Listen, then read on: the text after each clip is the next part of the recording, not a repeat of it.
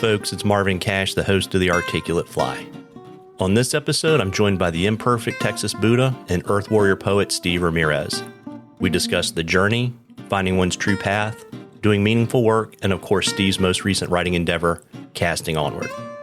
I hope you enjoy part one of our conversation. But before we get to the interview, just a couple of housekeeping items. If you like the podcast, please tell a friend, and please subscribe and leave us a rating and review in the podcatcher of your choice. It really helps us out. And as we continue to create and distribute more diverse content, you may want to consider downloading our iOS or our Android app. We organize our content by category, so you can go straight to the content that interests you the most. The apps are free, and the links are in the show notes. Alternatively, just search The Articulate Fly where you get your mobile apps. Now, on to our interview. Well, Steve, welcome to The Articulate Fly. Well, thank you. It's really a pleasure to be here. Thank you. I'm really looking forward to our conversation, and we have a tradition on The Articulate Fly. We like to ask all of our guests to share their earliest fishing memory. That's a great tradition. That's really easy for me. First of all, my early memories are with my dad. And matter of fact, when I wrote Casting Forward, I had not fished with anyone other than my dad and my daughter. So the first one I think of is quite easy. When I was really, really small, he used to take me to a little lake, what we call in Texas a tank. And it was more of a little pay lake. So to me, it was a great wilderness, but to him, it was, you went there and got your hot dog and your deli mess and fruit pie. And we'd go to our same spot, and he would be out there using his spinning rig, trying to catch bass. And I had a cane pole with a hook and a bobber, and usually some salmon eggs. And I'd have a 5-gallon bucket, and we'd fill it full of water. And this was my first catch and release. So I would catch bluegill one after another and put them in the bucket. And then we'd count them at the end of the day, and I'd set them all free. But the other thing I remember about that is that time, and every time he took me there, he would say, "Now, Steve, stay out of the water." And after I fell in or jumped in, I would have to deal with being soaking wet for the rest of the time. And that's not changed for me. I'm still jumping in the water.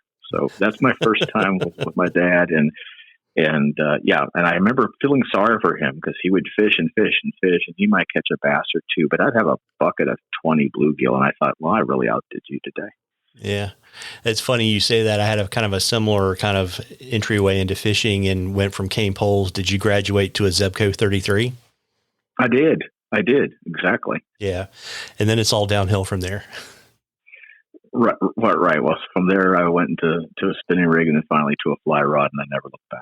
Yeah. So when exactly did you get pulled to the dark side of fly fishing? Well, to me, I was walking into the light, but it's something I always wanted to do. My dad fly fished when I was a kid, but I never fly fished with him it's something I wanted to do. And when I got out of the Marine Corps, I bought my first fly rod. That's not where it started because my wife and I were so poor that I had to go ahead and resell it before I could use it. and it wasn't even. And then I finally was able to get my own fly rod and just kind of teach myself. I got a VHS tape with Mel Krieger, and my quality of style showed that I was self-taught. So that's how I started out. I was actually an adult here in Texas by the time I switched to fly rod. And even with my rough casting of the time of teaching yourself, I knew I was hooked. No pun intended. There's just something about I would cast a fly rod with no fly on the end. It would just be fine with me. Yeah, absolutely. I do that a lot too. And, maybe you started your fly fishing journey a little later than some people, but, who are some of the folks that have mentored you on your fly fishing journey and what have they taught you? That's really interesting because for the longest time, I had no one to mentor me. So, my mentors growing up were my dad, and then after that, people in the Marines. But that's life mentoring. Fly fishing mentorship, I had to teach myself. And only when I wrote this second book did I ever start fishing with other people. Since then, Well, I'm always fishing with someone who knows more than me, so they're all kind of mentoring me. Whether it be, I'm fishing with Chris Wood or Kirk Dieter or Bob White or my friend Kesley Gallagher or any of these people. They all know more than I do, which is great. I tell them, look, consider me like a 6-year-old instead of a 60-year-old, and I'm out here and I'm just soaking it up like a sponge. So now I have a lot of people I learn from, but at first it was just me figuring it out on my own. Yeah, very neat. Do you find that intimidating to fish with people like that, or do you find it easy to kind of have that mind like a beginner and just kind of roll with it? I find it to be practice. So I don't know if you know this, but when I write on social media, I often refer to myself as the imperfect Texan Buddha. So to me, it's my Zen practice, because my natural inclination as a human being is to be nervous about something or to think, well, what am I doing here? These people are so much better than I am at this. But it is great for me to take that breath and realize it doesn't matter. I'm learning, and everything. That's what I love about fly fishing. And that's what I love about being out in nature. You're never going to learn it all. You're never ever going to. So I love the constant learning, and I'm really one thing I'm really good at is making fun of myself. So it's probably the one thing I'm really good at. So it's not a problem. No, I enjoy it. I enjoy being out there and I have no problem saying to people, you know a lot more than I do, so let me learn from you. Yeah, it's interesting because I sort of, have been lucky like you to kind of been around the sport and to meet these just amazing people that know a whole lot more than I do. And I have a hard time sometimes not feeling self-conscious, right? Because I've got this podcast and I'm doing all this stuff, and, you don't want to be that person who then can't fish, right? So it kind of gets in my head a little bit. You get the imposter feeling. Exactly. Yeah, and I've been there too. And then I have to remind myself that I'm not pretending to be anything. They know up front. I'm a writer that loves to fish. I was a writer that hunted, and I was a writer that did other things. And so that's fine. I love to fish, and I love being out in nature. But it doesn't mean I know everything about it. Yeah. So now I am I am accelerating my learning, not because I'm trying to. I guess there's two reasons people do that. One would be they're being very goal oriented and they want to be able to seem extremely competent in an area, and there's nothing wrong with that. But I think the reason I do it is passion. If I get better at my skills in fly angling, then I can do more. I can experience more. I can reach that fish I couldn't have reached. Does that make sense? Yeah, it does. It's interesting. I'm kind of thinking about that and kind of my own experiences, because it took me a while, and it's probably quite honestly, really kind of an outgrowth of COVID that I've become a much more patient angler. And I don't feel that compulsion to, do everything, whether that's catch all the fish. And so it's been kind of an interesting, I guess, transition for me. And it's kind of helped me kind of get over that imposter syndrome a little bit, I guess. Right. And the truth is, I don't worry about catching fish. I mean, it's really nice when I catch fish, but we had talked earlier about me catching a redfish this past week, and I had to work super, super hard for one redfish, and other people would do it quite easily, but it meant a lot. It meant a lot to finally catch up to that redfish. Yeah. And I learned along the way. It's all good. Yeah, it's funny. Yeah, I need very little affirmation. So as long as I know that I'm just not out there flailing around with a stick, it generally works out pretty well. Absolutely. Yeah. And it's interesting too, doing research for the interview, your appreciation for nature goes well beyond fly fishing, is really deeply a part of who you are. And, where did that come from, and why is it so important to you, Steve? Well, the first reason is that, and I don't hide this. My dad raised me pretty much as a single parent. My other parent, my mother, was extremely abusive, and so as a kid, as soon as I could get out that screen door, I was gone. and if my dad was off working, because there was nobody there to protect me. And so that's a very stark answer to how I ended up running for the woods every time I could. And really, that's where I found peace. I mean, songbirds and little green lizards became my friends, and nature's not kind, but it is honest, straightforward. And so that's where it started. As a kid, I just couldn't get enough of nature, and she was happy to get rid of me, so I hid out the door, and I was gone for the day. And then growing up, getting older, I pursued that more and was out in nature every chance I could get. It's, again, where I find peace, and I guess if there is God, that's where I find it.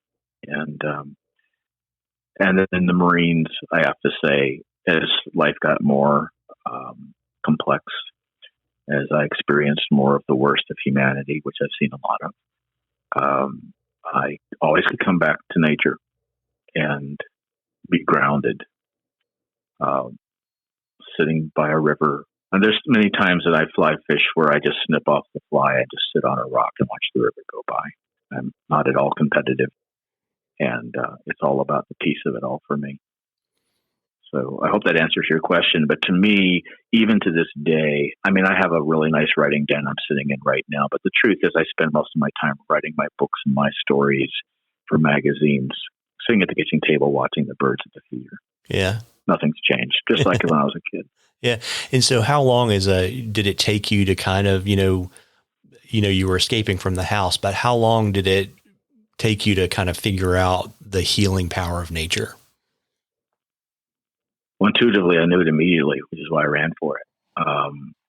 But where I really got to realize it, and I've said this before to people who have asked, for various reasons, youth, Marine Corps, and 30 years in criminal justice, law enforcement, Homeland Security, counterterrorism, my past life, I've seen a lot of really bad stuff. And I only say that to say that what it gave me, among other things, hopefully some wisdom and a lot of compassion, but it also gave me this condition people call PTSD.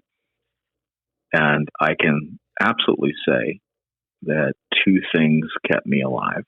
And one is my love of my family, and the other one is nature, without a doubt. And fly fishing would be at the front of that. Absolutely, fly fishing at the front of it. It puts you in the moment. It lets you remember that everything is impermanent. Life's like the river. It changes constantly, and nothing lasts forever, good or bad. So I know I'm sounding like a imperfect Texas Buddha that I am. But yeah, I found out the more I needed it, the more nature was there for me, and still is. When I'm out on the flats in the ocean, or if I am on a river, all the rest of it just goes away. Know what I mean? Yeah, I do. I mean, it's interesting because that's one of the reasons why I got involved with Project Healing Waters here in Charlotte. Was for me, fly fishing. And I was very fortunate too, as a child, to have people that took me into the outdoors, right? Whether they were naturalists or ornithologists or Boy Scouts, but it was just that thing that, it was one of very few things that kind of just soaked up everything. Right. And, I just was like, gosh, if I can help other people find that, why wouldn't you do that? Right. And when you're helping other people heal, you're also helping yourself. Yep. You may not be doing it for that reason, but, and I have mentioned that I have seen a lot of the worst of humanity. And with that, what I've been seeking is the best. And, of course, the first thing you do is try to seek to be that yourself. So that's what I find, too. When I'm out in nature, I'm more often than not, meeting people that are seeking the same thing I'm seeking. Yeah, it's interesting that you say that, because I don't even know how to express it. Yeah, I don't know. I don't even know how to express it. It's just it's an amazing thing. And, I don't know. I guess what I would say is, to your point earlier, like when I'm very, very stressed out, I just have kind of one of the kind of mechanisms I've kind of built into my life is to help other people, kind of like what you were talking about. Absolutely. Right. And I actually have a little whiteboard that I have that certain things I want to do every day, and I don't always pull it off. Like exercise and, various other things you can do, writing time, research time. But one of the things I have on there every day that I'm doing, even if it's a small thing, is random acts of kindness.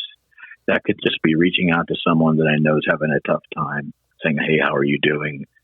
It could be just being nice to the clerk at the grocery store, or a friend of mine who spent some time in Tibet and actually visited with the Dalai Lama, and she was telling me that someone once told her, no matter what goes on, you can always go feed the birds. And you think about that, just filling my bird feeder and watering the plants is something that's an act of kindness. Yeah. So I am just editorializing here, but to me, I feel we're losing empathy as a nation, as a world. And a lot of what I'm writing about is having empathy, and it heals us to be decent with other people and with other things, living things. Yeah, and I think it's amazing too. I think you and I talked about this the last time we spoke when we were kind of setting up the interview about the power of those small positive things, right? And, yes. One of the things I always tell my boys, and I tell people too that are upset but don't want to do anything, is I say, just be the change that you want to see in the world. Right. Gandhi was right on that one. And the other thing I'll say about what nature teaches me is to let go of human constructs that have no parallel in nature. And this is going to probably bother some people when I say this, but there really is no such thing as justice. It's something we made up. Money's not real. Corporations aren't real. I mean, we just all agreed to it. National borders aren't actually real. We just made them up. Watersheds are real. So, am I making a little sense there when I say that? No, you are. I completely get it. When you watch a trout and it's rising, and when the trout rises at the right time and picks up the mayfly that's floating on the water, it's good for the trout and bad for the mayfly, if we put it in simplistic human terms. But if it misses, it's better for the mayfly and not so good for the trout. But it's not about right and wrong. I mean, nature just is. And I think sometimes we let ourselves get really upset saying, that's not fair. And when I was a college professor, I taught my students, well, what I've discovered is life's not fair. Get over it. Life's not fair. Yeah. But it is beautiful. It is a great, great gift to be alive. And you really see that when you're in situations in which a lot of people don't come out of it alive. So. Yeah, well, I mean, my academic experience was similar. The life's not fair argument didn't go very far in law school. Well, and law school's teaching an adversarial system, so my Buddhist system doesn't work so well. Yeah. So sure, go ahead, take that. So I've actually been giving away a lot of my belongings for the last couple of years, and I've joked that I'm giving things away like a dying man because I am. So you know what I mean. We all are. Yep. And I just wanted to be more free. So now your listeners are going to think, well, this guy's a fly fishing writer. What's he talking about all this? Well, it's all the same thing. I mean, really, you can get piled down with gear, or you could walk out into the river with a fly rod and one little box of flies, and you'll be just fine. Yeah, we can get hung up on the gear and forget why we're out there. Yeah, it sounds like we should have a brief conversation about attachment. Yes, that's exactly what I'm talking about. Yeah. Letting go. Yeah. And we get so frustrated in life, and it's not like I've always been where I'm at now. It takes a lot of suffering to learn, and you either learn or you sink. And to me, by reminding myself to let go, and I think fly fishing is a perfect metaphor for all of this. I mean, you just let go. I was not a patient young man, but now I can tangle my line in a tree and it's not bothering me a bit. I've got practice to do here. I have to untangle that line. And I wrote about that in the first book, the beauty of knots that you didn't intend. So, yeah, I'm grateful for how far I've gone to let go of stuff. Yeah, it takes a bit of a journey. I mean, I've certainly mellowed with age for sure. It's and it's interesting too, because you've had this long non-fly fishing career, and we know about you from the articles that you've written and the 2 books that you've got out in the world. But you mentioned to me that you were always writing. So kind of how did writing fit into the pre-fly fishing life of Steve Ramirez? Well, I'll say that I've always been a writer, even as a kid. Even as a child, I made up stories and wrote them up and made up my own little. And then later on in the Marines and as in my other fields that I've been involved in, I've journaled for a long time. And then after a while, I started writing for professional magazines, and those are not exciting stories, but I wrote a lot about things in my professional magazines. But they were all attached to the work I was doing. And I decided to follow my own path. So I moved into poetry, short fiction, and essay, which is much more where I'm, who I am, other than writing for the FBI Journal, which I have done.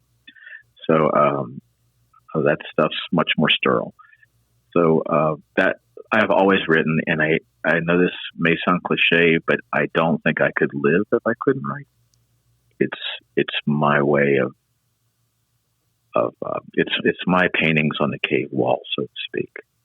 It's my hieroglyphics. It's the way I communicate with the world. So writing does it for me, and I don't think I could stop. Well, I think when I'm done writing, I'm done. Yeah, that's really interesting. I mean, and it's it was interesting too. I was really struck when I read the dedication in your current book, Casting Onward, and I'll just kind of read this quote, and then we'll want to talk about it a little bit. You wrote, when so much of what I thought I knew to be true became fiction, and I found myself at a point in life where the only sane thing to do was to turn the wheel and travel in a new direction, and in doing so, to follow my life's true path. I was really struck by that. And, so many people and so much of the kind of pain and suffering that you see in the world is from people not finding their true path. Right. And I was wondering if you would mind sharing a little bit about kind of how you reached that turning point, and probably even more important than that, how you had the courage to make the change. That's such a great question. And I love it so much because anything I share maybe hopefully helps some other people. So when we're using words in the English language, we can only say so much because we only have so many words. So true path doesn't explain it all. But I have to say the first thing is we make change after there's enough happening in our life to cause us to make change. And in my case, I'm going to tell you 2 things. And I hope this is enjoyable and informative for your listeners. The first thing is that after seeing so much really terrible human behavior over decades, and not all of it was, terrorists and criminals. Sometimes it's people that are supposed to be honorable. But after seeing so much terrible in the human world, I had someone say to me who didn't know me at all, said, "Steve, don't lose faith in yourself." And I said, it's much worse than that. I've never lost faith in myself. It's worse. I lost faith in the world. And what I meant by that at that point in my life was I lost faith in the systems and human constructs that as a kid, you absorb whatever your family, your friends believe.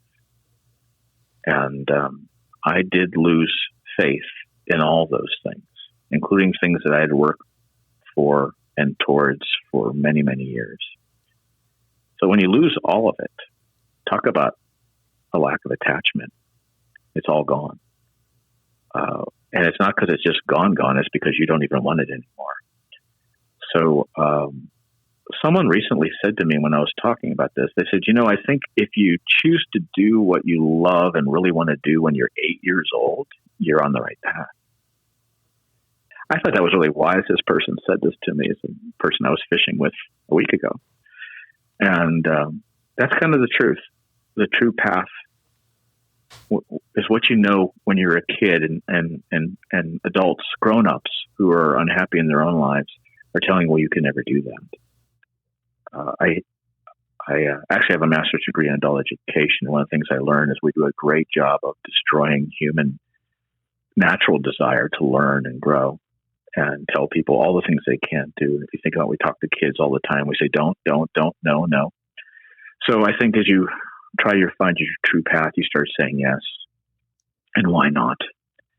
And so after I lost faith in so much in humanity, I decided to seek what is great in humanity. And there's a lot.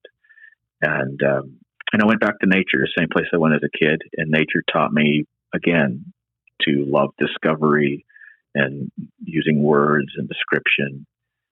And I know that humans think in stories, and stories change the world for better or worse when we create a construct and then everybody accepts it.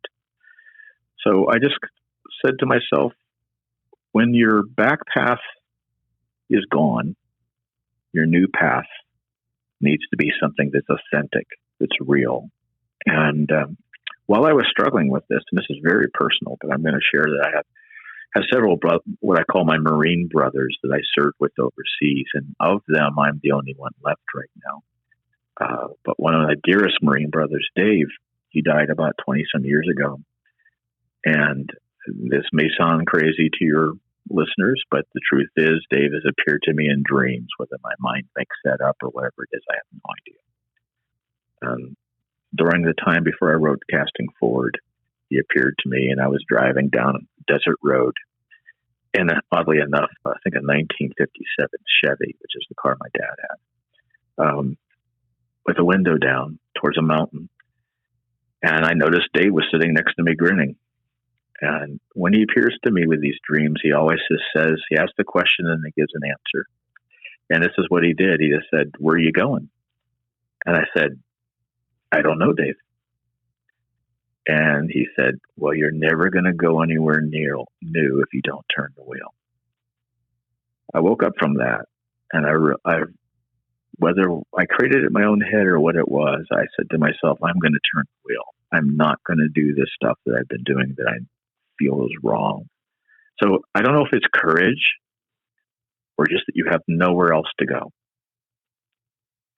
You know what I mean? No, I do. I mean, it's a very kind of fundamental breakage, right? And I think as a writer and as a human being, it's important for me. Sometimes my family hates that I'm so open about this stuff, but there's other people out there, and we're all on the same journey together. It's just a lot of us don't want to say what the others are all thinking. We're all thinking, and I just say it. We end up on a path because we're not willing to turn the wheel because we don't know what's there. But since you already know if the road you're on is the wrong road, turn the damn wheel. So that's what I did. And I've not stopped since. And I've told people metaphorically that I took my rear view mirror off in that car and I threw it out the window. And I think you get what I'm saying. I only look back to learn something. I never lament, to me, hardships are just, that's an opportunity for me to learn and overcome. No big deal. Yeah. Hardship is hardship. Big deal. Big deal. Yeah. Life has hardship. And if it was all easy, it wouldn't be any good. Yeah, exactly. That redfish was super great to me because I had to work so hard to get it.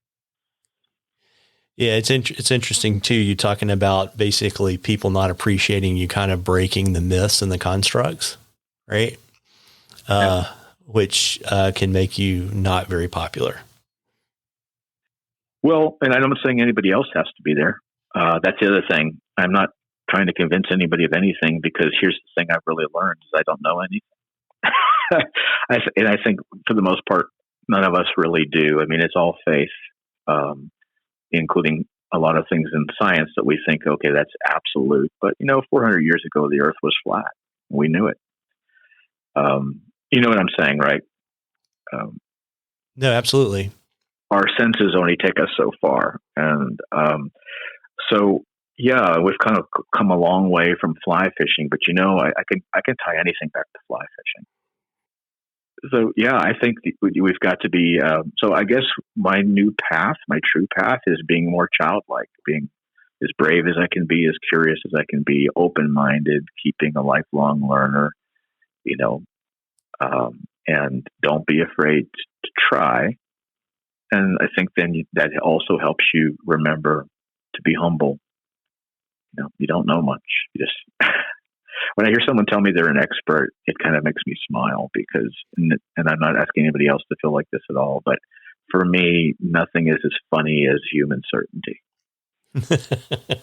No, you know what I mean? I completely get what you mean. Yeah, it's an interesting thing. I mean, it's kind of one of those great paradoxes, right?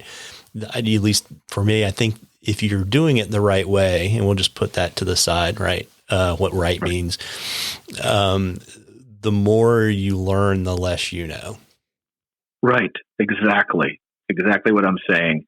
And people will think, well, why does this tie into it? Well, everything, it's all connected. And once we let go of feeling I have to be right, I have to know this, or my parents knew this, so I know it. And I'm not saying that I understand what's true and what's not true. It's very freeing to understand that there's very little you really know. And so from there on out, I'm just trying to learn. And that's the same thing with fly fishing. So in this book that I'm writing right now, for example, I'm pushing myself into zones I've never been in before. And so I'm not going to look great the first time I try something, but I'm okay with that because I'll get better. And so I guess part of my message is for people to relax. And, I'm sure this has probably been your experience. My experience is when I tense up, I'm a lousy caster. And when I relax and don't think about it, I'm fine. Yeah, I would agree with that. And I would also say one beer in the boat helps too. One beer in the boat. Okay. Well, that kind of lets you relax. Absolutely. Well, you're saying that, but I was just fishing with a friend of mine, Aaron Reed, and he had some of his fantastic Texas music playing quietly on the boat while we're fishing for snook. And we were both having a nice Texas beer. And let me tell you, I was really casting really nicely that day, and that couldn't have just been me. So yeah, if we let go, if you think about the greatest basketball player, football players, whatever else, they're not calculating the trajectory. They're letting it fly. They've gotten mastery, and you get that by just doing it, not by thinking about it. Yeah, it's interesting. All of the kind of super optimizing for performance is all mental, right? Because you reach that kind of asymptote for kind of physical and skill improvement so quickly, right? So the only thing left is the mind. Right. Yeah. But you still have to let go. Yep, absolutely. If you can't let go, you don't send that 3-pointer towards the hoop. Yeah. Your words, you might not make it. And so yeah. And so you've been on this path, right? You've thrown away the rearview mirror. Does it feel to you like there's, at this point, like there's really no other way for you to be? Yes. I couldn't live any other way. So when I wrote the first book, I asked the question to myself, can I live like a hawk? Can I just go out there each day not knowing if I'm going to have dinner? And because we let ourselves, well, for me, I can only speak for myself. I hung in there through really terrible conditions and circumstances, trying to make it what I wanted it to be rather than what it was. Also because I was afraid to let go and just, move in turn that wheel. So, I don't think I could never go back. I mean, it's like once you know a thing or you understand a thing or you've seen a thing, you can't unsee it. Do you know what I mean? And I say that a lot, by the way, because being a college professor, I'm used to saying to my students, when I used to be a college professor, I'd say, am I making sense now? Now it's burned in my brain to say that. No, it's funny. The metaphor I use with my boys is I talk about being bitten by the vampire. Bitten by the vampire. Tell me about that. Oh, well, no, it's just it's kind of like, you're bitten by the vampire, you become a vampire. It's the kind of the same thing. Like you can't unsee it. It's done. Right. Yeah. I always remember in school, somebody told me the story of a bear that was living in a beautiful valley. And you may have heard the same little parable. And one day the bear decides to climb the mountain and see what's on the other side, and he finds a city. And once he sees that city, he goes back to his valley. He doesn't like the city, but the valley is never the same again. And I think that's how it is for me. I've seen the city. So now I just hang out in my valley. And I only invite the people I want there. And that's another thing that's very freeing, is if you decide how you want to live, that's how you live. And I think I'll bring it back to fishing again. I don't fish with anybody I don't want to fish with. I could never be a guide. First of all, I'm not talented enough. But second of all, I don't want to fish with people I don't want to fish with. So life's too short. Yeah, I would give you an amen on that one. Yeah, I'm 61 years old. I'm not wasting the time. I want to fish with people that get it. Yeah. To understand why this is so awesome, so beautiful to do. Yeah. And why we're so lucky to stand in that river on that flat. And so one of the interesting things, Steve, right, is there's this kind of serenity when you start walking on this path, but it doesn't come without a cost. No. And so do you mind sharing some of the kind of the challenges and costs that have kind of popped up as you've gone on this new path? No. I mean, the most obvious one is you're giving up that at least illusion of financial stability. You're giving up all that other stuff that you had. I actually am quite fine with all of that. But the other part is, because those things come with shackles. And, but I think the struggle is to make sure that you keep reminding yourself why you turned the wheel. You keep reminding yourself why you're on that path, and to keep reminding yourself to listen to the voice inside your own heart and not the naysayers that will be around. And I'm not saying anything negative about people that will say, oh, no, you shouldn't do that. You can't do that. Every really awesome thing I've done in my life, I've had a chorus of people around me telling me, you'll never do that. I mean, I ended up running the marathon because someone told me I couldn't do it. So you get where I'm going with that? Yeah, I do. I think the cost is you have to be vigilant. That's the first cost. You're giving up the illusion of the security of the day in, the day out, and you are your own boss. But that means you're completely responsible for how you're taking things forward. So, the Marine in me is extremely disciplined as a writer. People wonder how I can put 3 books out, 1, 2, 3, like I do. Well, it's because I have discipline in what I'm doing. I know where I'm going, and I know that there's a price to be paid for that. I'm not going to get to sit around and do some of the things others might do because I'm getting on a plane for Alaska. And I think the big price is, I don't even know if I can call it a price, but you are no longer on somebody else's schedule, so you had better set it. And then you better have enough discipline to run with that ball and do something with it. And you also need, to me, these all turn into benefits, but for a lot of people, it'd be quite frightening. When things go wrong, you need to know how to get back up and just reinvent again. Because there's no one there to tell you what's next. Yeah. Yeah. It's interesting. It's kind of like, you're kind of leaning into the storm every day. Yes. And we all are, but we let things around us make us think, oh, I don't have to worry about that.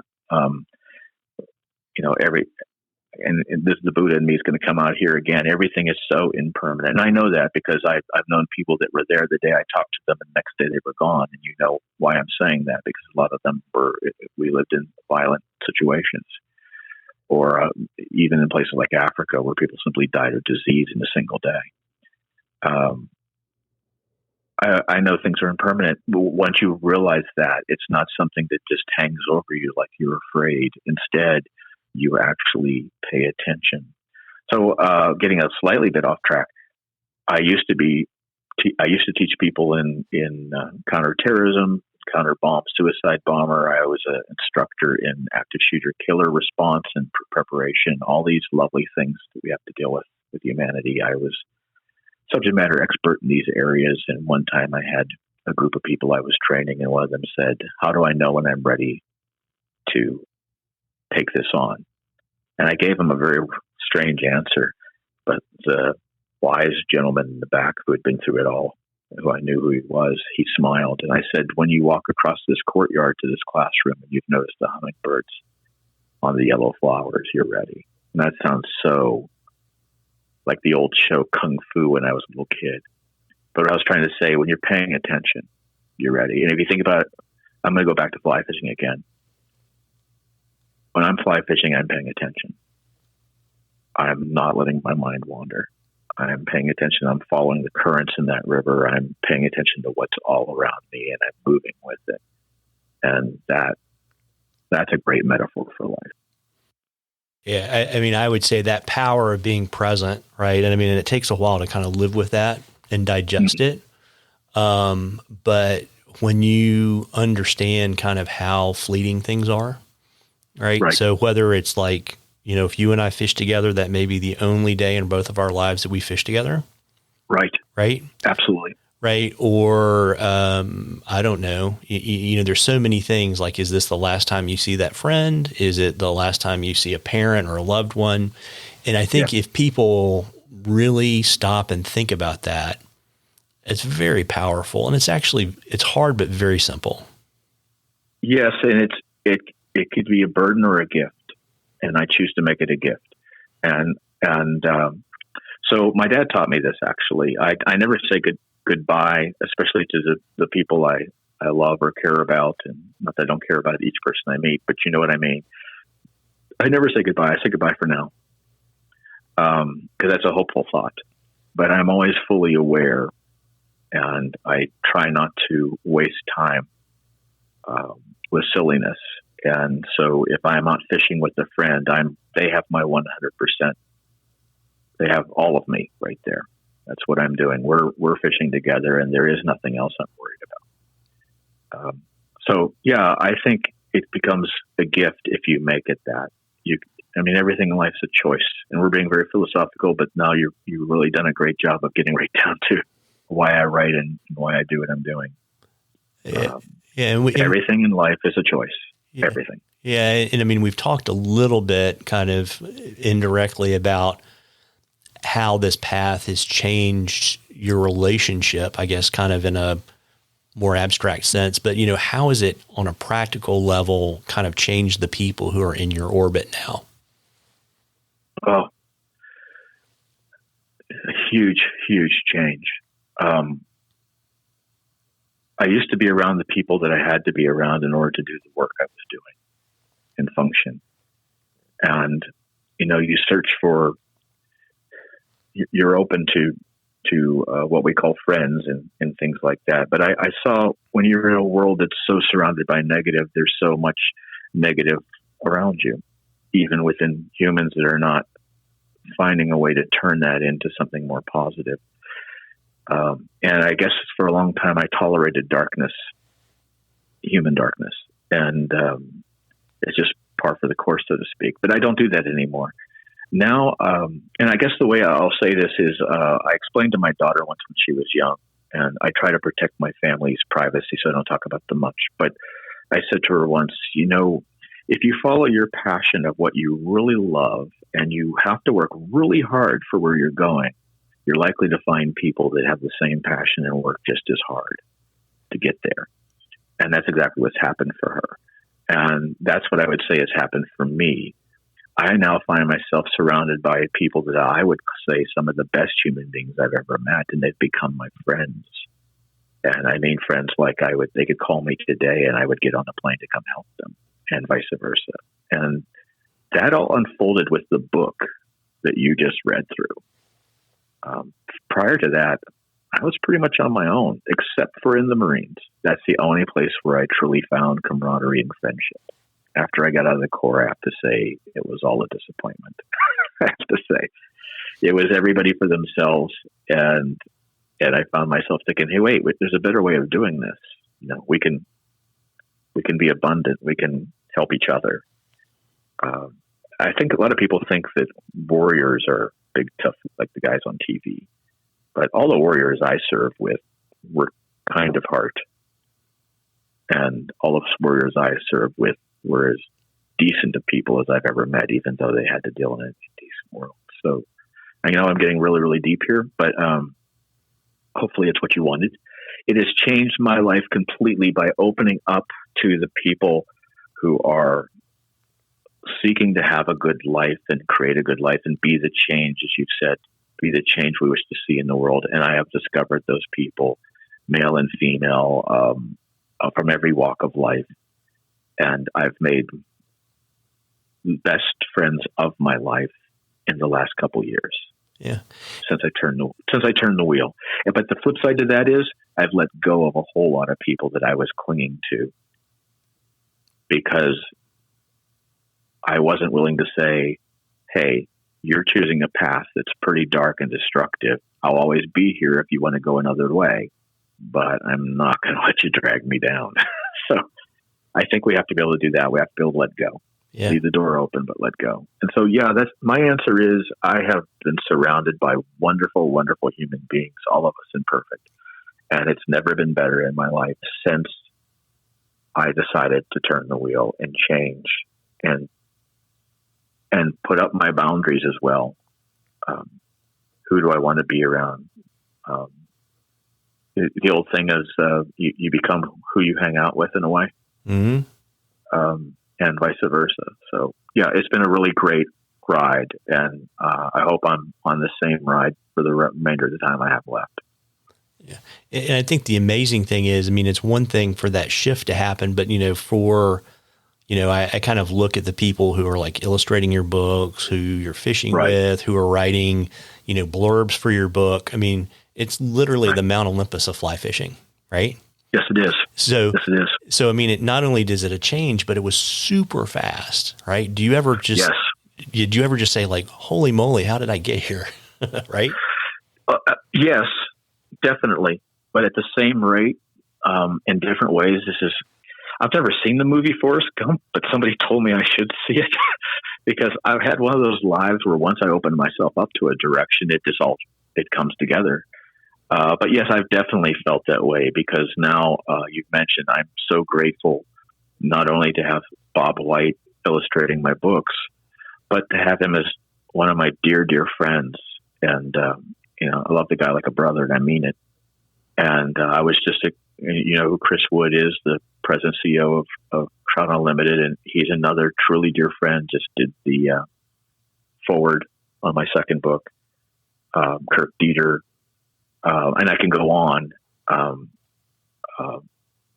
David Blinken up in New York, and I can all across the country now. I can go on and say these are awesome people that have become my friends, and I feel very, very grateful. And all of them know more than I do. Yeah. But what I can do is translate what I learn from these people into writing and into words and into stories that hopefully help others. It's interesting too, right? Because I think part of this, walking the true path is there's this amazing ability for connection with authenticity and empathy. Mm-hmm. Exactly. Right. And so it's kind of, I don't know, like when I try to explain it to my boys, I'll talk about, it's like, there are all these tuning forks, but you haven't found your tuning forks yet.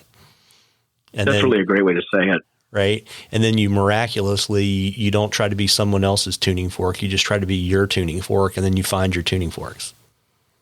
Right. And other people who have the same vibrations end up around you. It's almost like, it's you. It's taken a while for us to catch up to each other, but, let's go fishing. Yeah. And it's a beautiful thing, but it is authenticity and including being true to yourself, which means also putting up those lines of what you will and will not do. And I mean, we can turn that back to fly fishing too, ethics on the water. Yeah. What are my boundaries? What will I do and will not do? Why am I here? Yeah. And, I don't go out on a river. I'm not telling anybody else how they should live, but for me, I don't go on a river because I have to get the biggest fish or the most fish. I don't actually care. Sure, it's nice to catch a big fish. It's nice to have a day in which you're catching a lot of fish. But the truth is, these days, sometimes I'll go out on a river and say, I'm going to catch 6 today and then snip off. And that's exactly what I'll do. No matter how good the fishing is, I'll cut it off and I'll go sit on a rock and just enjoy being out there. It's not about a goal. I've already arrived. Well, folks, I hope you enjoyed that as much as we enjoyed bringing it to you. Again, if you like the podcast, please tell a friend, and please subscribe and leave us a rating and review in the podcatcher of your choice. Tight lines, everybody.